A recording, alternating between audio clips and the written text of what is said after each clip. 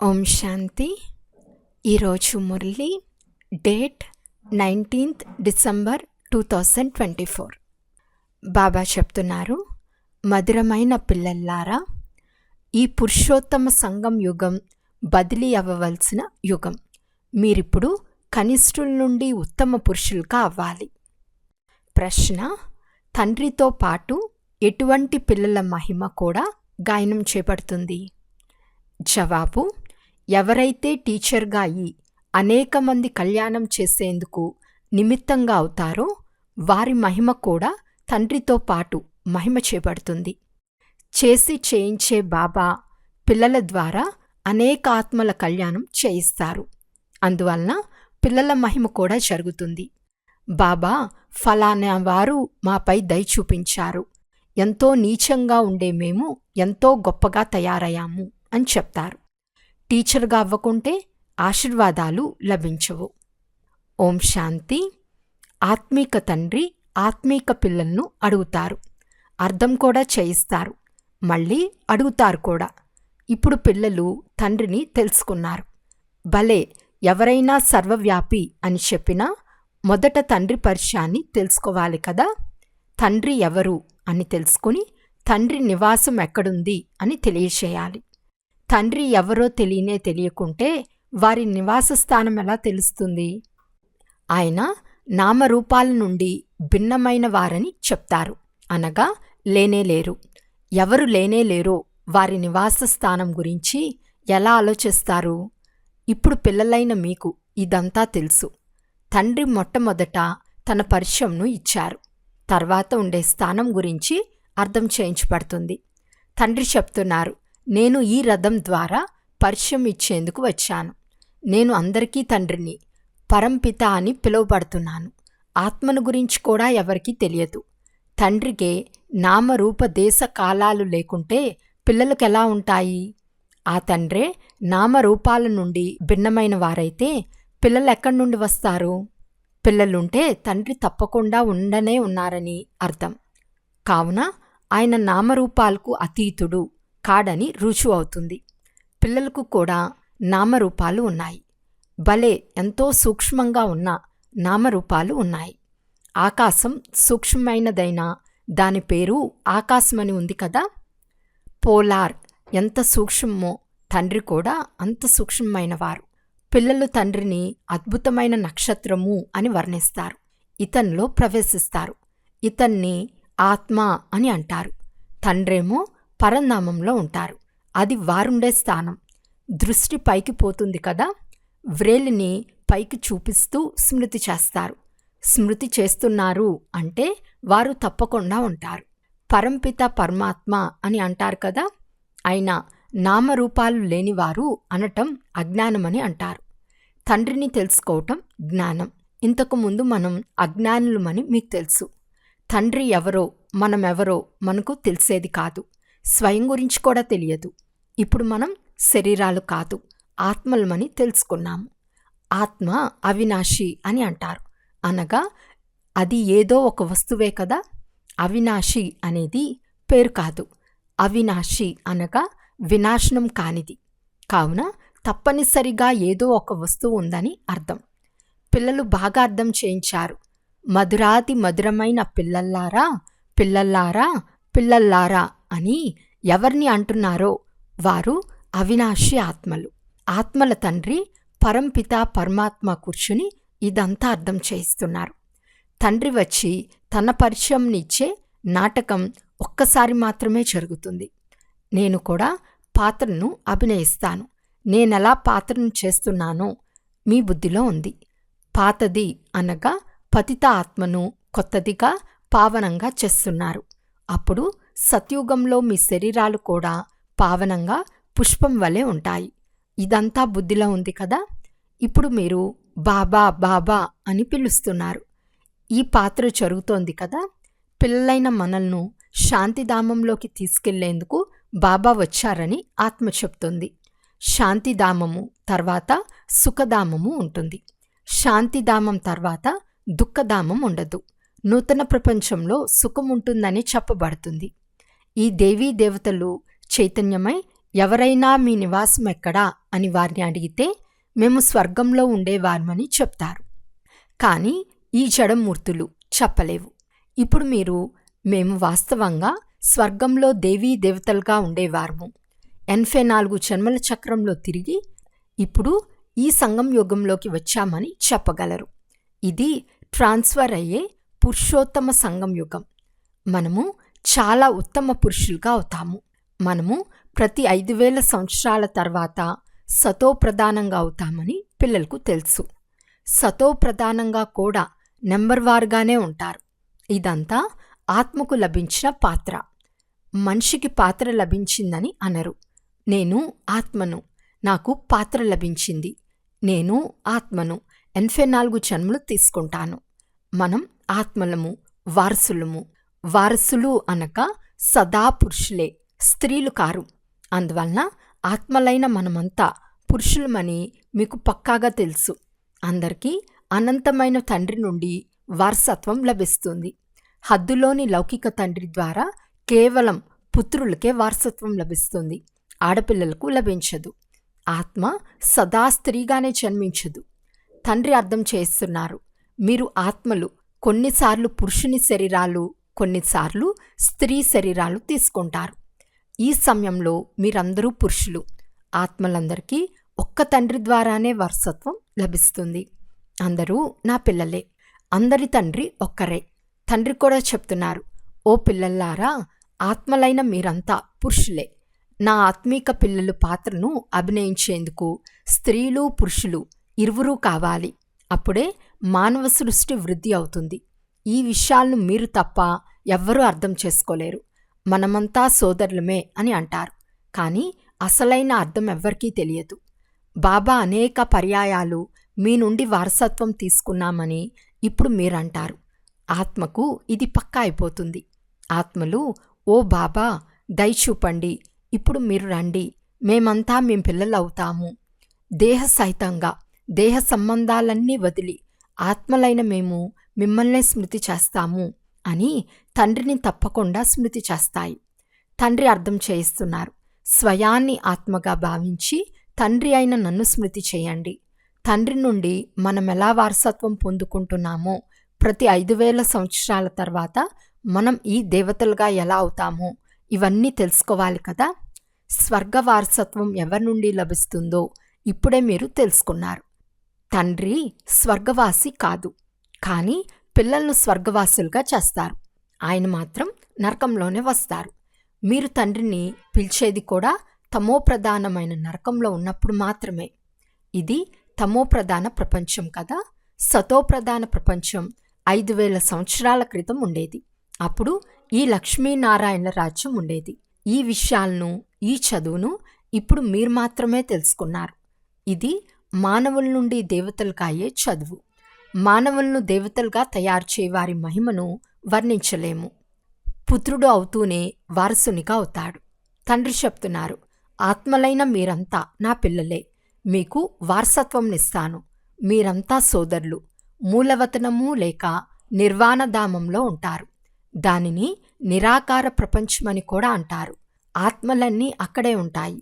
ఈ సూర్యచంద్రుల కంటే దూరంగా అత్యంత మధురమైన శాంతియుతమైన మీ ఇల్లు ఉంది.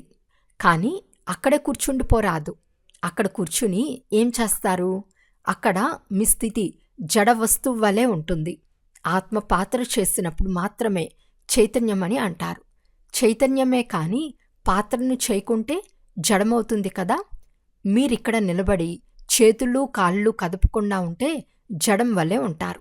అక్కడ స్వాభావిక శాంతి ఉంటుంది. ఆత్మలు జడం వలె ఉంటాయి. ఏ పాత్ర చేయవు. పాత్ర చేసినప్పుడే శోభిస్తుంది. శాంతిధామంలో ఏ శోభ ఉంటుంది? ఆత్మ సుఖదుఖాల నుండి అతీతంగా ఉంటుంది. పాత్రనే చేయకుంటే అక్కడ ఉన్నందున లాభమేముంది? మొట్టమొదట సుఖపాత్ర చేస్తారు. ప్రతి ఒక్కరికి ఇక్కడకు రాకముందు నుండే పాత్రలు లభించి ఉంది.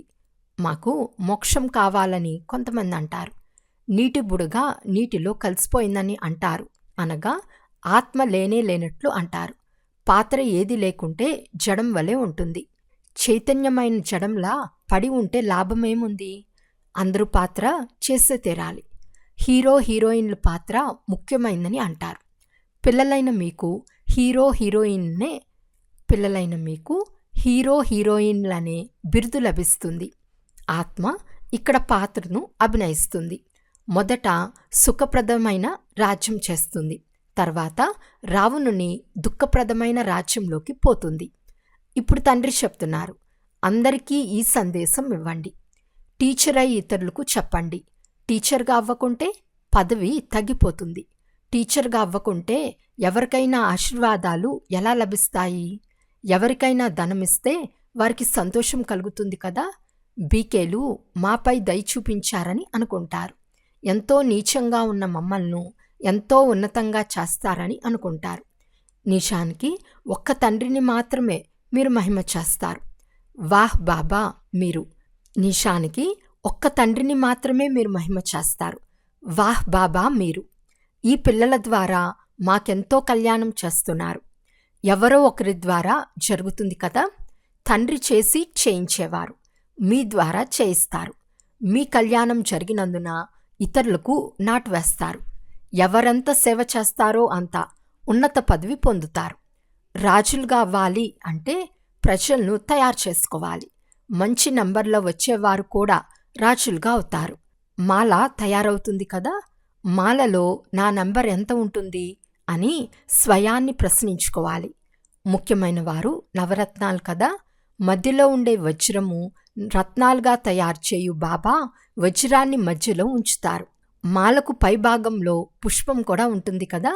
ముఖ్యమైన పూసలుగా ఎవరవుతారో, వంశంలో ఎవరు వస్తారో చివర్లో మీకు తెలుస్తుంది.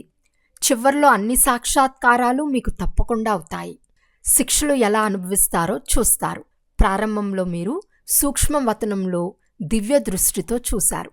ఇది కూడా గుప్తమే. ఆత్మలు శిక్షలు ఎక్కడ అనుభవిస్తాయో కూడా చూస్తారు. ఇది కూడా డ్రామాలో పాత్రగా ఉంది. గర్భజైల్లో శిక్షలు అనుభవిస్తారు. గర్భజైల్లో యమధర్మరాజును చూచి ఇక బయటకు తీయమని ప్రాధేయపడతారు. జబ్బులు మొదలైన కష్టాలు కూడా కర్మలు లెక్కాచారమే కదా. ఇవన్నీ అర్థం చేసుకునే విషయాలు. తండ్రి తెలిపించేది తప్పకుండా సత్యమే కదా. ఇప్పుడు మీరు ధర్మయుక్తంగా అవుతున్నారు. తండ్రి నుండి చాలా శక్తిని తీసుకున్న వారిని ధర్మపరులు అని అంటారు. మీరు విశ్వానికి యజమానులుగా అవుతారు కదా. ఎంత గొప్ప శక్తి ఉంటుంది అక్కడ. గల్లాటాలు మాటే లేదు. శక్తి తక్కువగా ఉంటే ఎన్నో గల్లాటాలు జరుగుతాయి.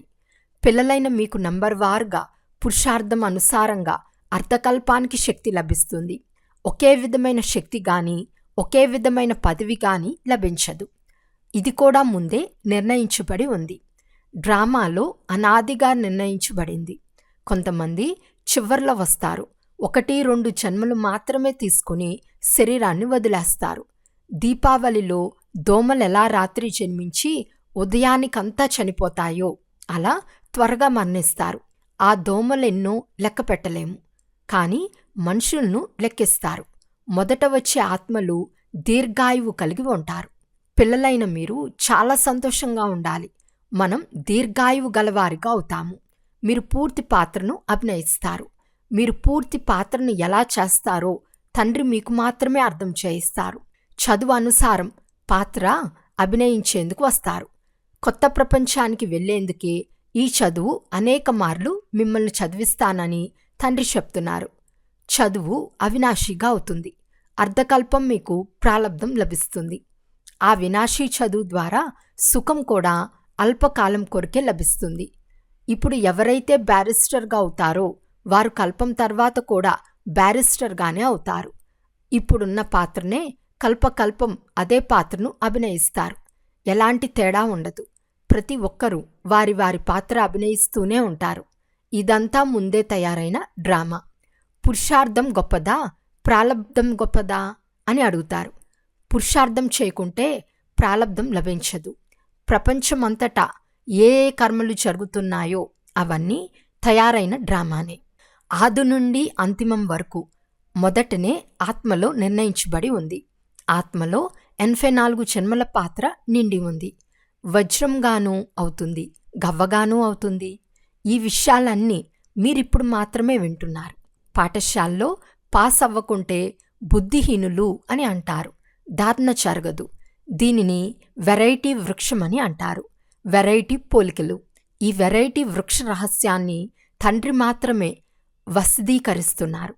కల్పవృక్షం గురించి కూడా అర్థం చేయిస్తారు. మర్రి చెట్టు ఉదాహరణ కూడా దీని కొరకే. దానికి చాలా శాఖోపశాఖలు ఉంటాయి. ఆత్మలు అవినాశి గాని శరీరం వినాశి అని పిల్లలకు తెలుసు. ఆత్మయే ధారణ చేస్తుంది. ఆత్మ 84 జన్మలు తీసుకుంటుంది. శరీరాలు మారిపోతూ ఉంటాయి. ఆత్మలేమో అవే. ఆత్మనే భిన్న భిన్న శరీరాలు ధరించి పాత్ర చేస్తుంది. ఇది కొత్త విషయం కదా. పిల్లలైన మీకు కూడా ఇప్పుడే ఈ జ్ఞానం లభించింది. కల్పక్రితం కూడా ఇలాగే అర్థం చేసుకున్నారు. తండ్రి వచ్చేది భారతదేశంలోనే. మీరు అందరికీ సందేశం ఇస్తూ ఉంటారు. సందేశం లభించకుండా ఎవ్వరూ ఉండరు. సందేశాన్ని వినటం అందరికీ ఒక హక్కు. తర్వాత తండ్రి నుండి వారసత్వం కూడా తీసుకుంటారు. కొంచెమైనా వింటారు కదా. అందరూ తండ్రికి పిల్లలే కదా. నేను ఆత్మలైన మీకు తండ్రినని తండ్రి అర్థం చేయిస్తున్నారు. నా ద్వారా ఈ రచన సృష్టి ఆది మధ్యాంతాలను తెలుసుకున్నందున మీరు ఈ పదవిని పొందుతారు. మిగిలిన వారంతా ముక్తిధామానికి వెళ్ళిపోతారు. తండ్రి ఏమో అందరికీ సద్గతినిస్తారు. ఓహో బాబా, మీ లీలా అని అంటారు. కానీ ఏ లీలా? ఎలాంటి లీలా? పాత ప్రపంచాన్ని పరివర్తన చేసే లీలా. అది తెలియాలి కదా. తెలుసుకునేది మానవులే కదా. ఆ తండ్రి వచ్చి పిల్లలైన మీకు అన్ని విషయాలు అర్థం చేయిస్తున్నారు. ఆ తండ్రి జ్ఞానసాగర్లు. మిమ్మల్ని కూడా జ్ఞాన సంపన్నులుగా చేస్తారు. మీరు నెంబర్ వారుగా అవుతారు. స్కాలర్షిప్ తీసుకునే వారిని జ్ఞాన సంపన్నులు అని అంటారు. అచ్చా, మధురాతి మధురమైన అపురూపమైన పిల్లలకు మాతాపిత బాప్దాదాల ప్రియ స్మృతులు మరియు గుడ్ మార్నింగ్. ఆత్మీక పిల్లలకు ఆత్మీక తండ్రి నమస్తే. ఆత్మీక తండ్రికి ఆత్మీక పిల్లల యొక్క ప్రియ స్మృతులు మరియు నమస్తే నమస్తే నమస్తే. ధారణ కొరకు ముఖ్య సారం. ఫస్ట్ పాయింట్, సదా ఈ స్మృతిలో ఉండాలి. ఆత్మలైన మేమంతా పురుషులము. తండ్రి నుండి సంపూర్ణ వారసత్వం తీసుకోవాలి. మానవుల నుండి దేవతలయ్యే చదువును చదవాలి, చదివించాలి. సెకండ్ పాయింట్, ప్రపంచంలో జరిగే పాత్ర అంతా ముందే తయారైన డ్రామా. ఇందులో పురుషార్థం, ప్రాలబ్ధం రెండూ నిర్ణయించబడి ఉన్నాయి. పురుషార్థం చేయకుంటే ప్రాలబ్ధం లభించదు. ఈ విషయాన్ని బాగా అర్థం చేసుకోవాలి. వరదానము: ఏ సేవ అయినా సత్యమైన మనస్తో లేక లగ్నంతో చేసే సత్యమైన ఆత్మీక సేవాదారి భవ. ఏ సేవైనా సత్యమైన మనస్తో లగ్నంతో చేస్తే దానికి 100 మార్కులు లభిస్తాయి. సేవలో విసుగు, కోపం ఉండరాదు.